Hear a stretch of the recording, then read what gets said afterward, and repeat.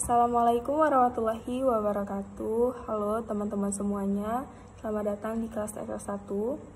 Kenalin, aku Utami Pratiwi. Di sini aku mau kalian tetap stay di video aku, tonton sampai habis karena aku bakal jelasin materi yang mudah banget untuk dipelajarin.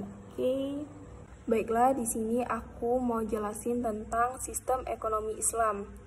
Yang mana materi yang bakal aku jelasin ini aku ambil dari buku Pengantar Ekonomi Islam yang penerbitnya Departemen Ekonomi dan Keuangan Syariah. Baiklah, di sini sebelumnya aku akan jelasin sistem ekonomi dulu. Yang mana sistem ekonomi ialah suatu sistem yang mengatur hubungan ekonomi antara masyarakat dalam suatu negeri. Nah, sedangkan sistem ekonomi Islam ialah sistem ekonomi yang berbasis Islam, yang mana bersumber dari Al-Quran, hadis, ijma, dan qiyas. Baiklah, di sini sebelumnya aku akan jelasin tentang Al-Quran. Al-Quran ialah firman Allah yang mengandung mukjizat yang diturunkan kepada Nabi kita, yaitu Nabi Muhammad SAW, dengan perantara malaikat Jibril yang tertulis di dalam mazhab yang disampaikan kepada kita secara mutawatir.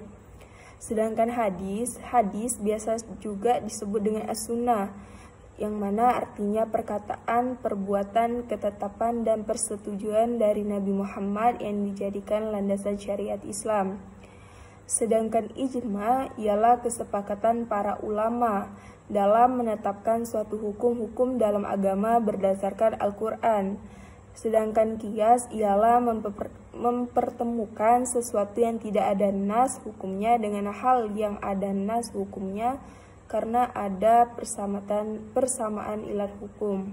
Baiklah, penjelasan selanjutnya tentang fondasi ekonomi Islam. Fondasi ekonomi Islam ditegakkan berdasarkan ajaran Islam tentang kehidupan manusia dan Allah Subhanahu wa Ta'ala. Oleh karena itu, fondasi ekonomi Islam tidak terlepas dari filosofi dengan tujuan untuk mencapai kebahagiaan, yang terdiri dari akidah sebagai fondasi utama, sedangkan syariah, akhlak, dan ukhuwah sebagai fondasi pendukung. Selanjutnya, pilar ekonomi Islam. Pilar ekonomi Islam ada 3. Yang pertama, keadilan.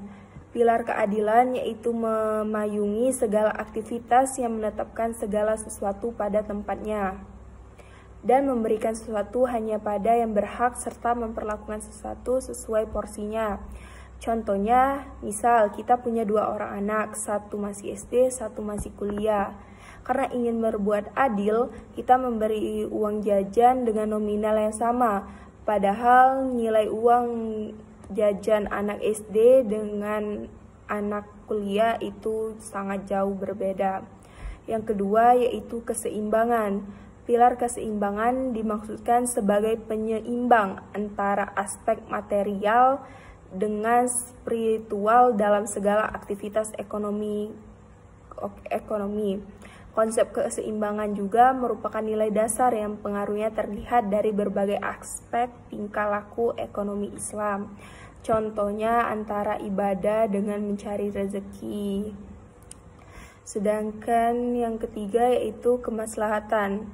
Pilar kemaslahatan yaitu segala bentuk kebaikan dan manfaat yang berdimensi integral duniawi dan ukhrawi, material dan spiritual serta individual dan kolektif.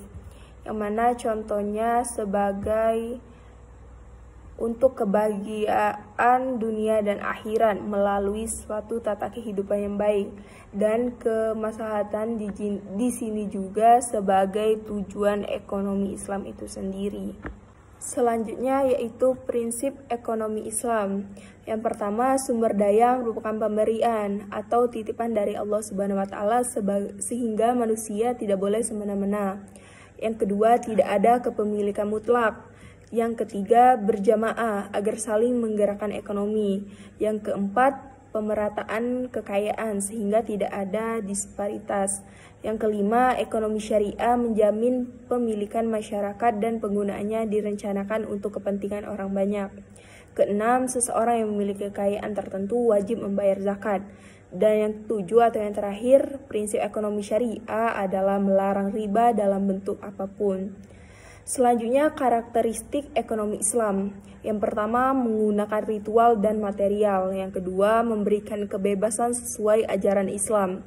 Yang ketiga, mengakui kepemilikan multijenis.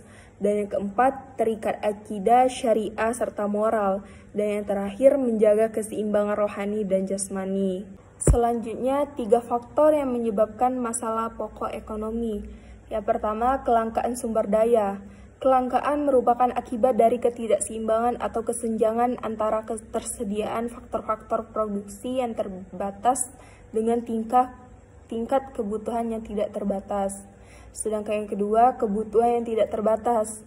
Kebutuhan merupakan cerminan dari keperluan manusia akan hal-hal mendasar yang digunakan untuk melangsungkan kehidupan. Dalam konvensional, manusia digambarkan sebagai makhluk yang mempunyai keinginan yang tak terbatas, sehingga tidak sesuai jumlah sumber daya yang tersedia. Yang terakhir, terbatasnya faktor-faktor produksi. Faktor-faktor produksi merupakan sesuatu yang telah ada atau diciptakan oleh manusia yang dapat digunakan untuk memproduksi barang dan jasa seperti tanah dan sumber alam, tenaga kerja, modal, dan skill. Faktor produksi ini tidak selalu tersedia dalam jumlah yang berlimpah, sehingga manusia harus memikirkan cara untuk melakukan produksi secara efisien. Nah, sedangkan kelangkaan relatif disebabkan oleh 3 faktor. Yang pertama, ketidakmerataan distribusi sumber daya. Secara sunatullah, Allah Subhanahu wa taala menjamin ketersediaan rezeki bagi setiap makhluk ciptaannya. Tetapi Allah Subhanahu wa taala juga menciptakan dunia dan segala isinya dengan berbagai keragaman. 2. Keterbatasan manusia. Di dalam Al-Quran, Allah Subhanahu wa taala menyebutkan bahwa manusia merupakan makhluk yang diciptakan paling baik dari sisi bentuk maupun sifatnya yang kompleks. Dan yang terakhir, konflik antara berbagai tujuan hidup. Tujuan hidup antar manusia sangat memungkinkan terjadinya perbedaan. Hal ini disebabkan oleh adanya perbedaan prioritas dan pemahaman terhadap makna hidup yang terlalu prioritas dan pemahaman terhadap makna hidup yang terlalu sempit. Untuk materi yang terakhir yaitu nilai-nilai ekonomi Islam. Ekonomi Islam dibangun berdasarkan nilai tersendiri yang dalam setiap kegiatan ekonomi yaitu ada 4. Yang pertama, kepemilikan Allah Subhanahu wa taala secara absolut. Kedua, berusaha dengan berkeadilan. Yang ketiga, kerjasama dalam kebaikan. Dan yang keempat, pertumbuhan yang seimbang. Baiklah, mungkin itu saja penjelasan materi sistem ekonomi Islam dari aku. Terima kasih untuk teman-teman sekalian yang udah nonton sampai habis. Makasih banyak ya untuk semuanya. Jangan lupa like dan komen video aku, karena itu berguna banget. Dan aku akhiri sampai di sini. Wallahu muwaffiq ila aqwamit thoriq. Wassalamualaikum warahmatullahi wabarakatuh. Bye bye.